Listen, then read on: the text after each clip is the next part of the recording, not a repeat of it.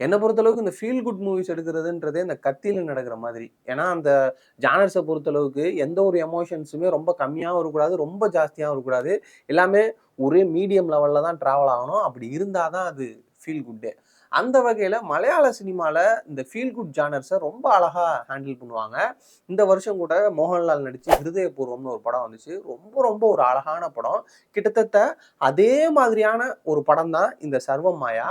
ஆனா அதுக்குள்ள ஒரு சின்ன ஒரு ஹாரர் எலிமெண்ட்ட உள்ள வச்சு, எந்த வகையிலயும் அது வந்து ஒரு ஹாரர் படம் மாதிரியே நமக்கு ஃபீல் ஆகாம, ரொம்ப ரொம்ப ஒரு லைட் ஹார்ட்டடா, ரொம்ப அழகான ஒரு படமா நமக்கு பிரசன்ட் பண்ணியிருந்தாரு டைரக்டர் அகில் சத்யன். இந்த படத்தோட ஜானர சொல்லணும் அப்டின்னா, feel good, horror, romantic, comedy, drama இப்படிதான் சொல்லணும். ஏன்னா, எல்லா விஷயங்களுமே இந்த படத்துக்குள்ள இருக்கு.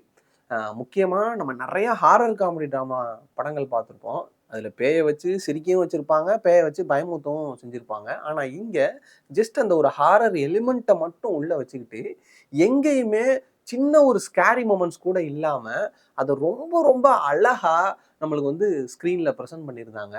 முக்கியமா படம் வந்து நல்ல ஒரு ஃபன்னான படம். ஆனா தியேட்டர்ல எல்லாருமே வயிறு வலிக்க அப்படியே கலகலகலன்னுலாம் சிரிக்க மாட்டோம். ஆனா படம் முழுக்க அந்த ஒரு சிரிச்ச முகத்தோட தான் ஸ்க்ரீன பார்த்துக்கிட்டு இருப்போம்.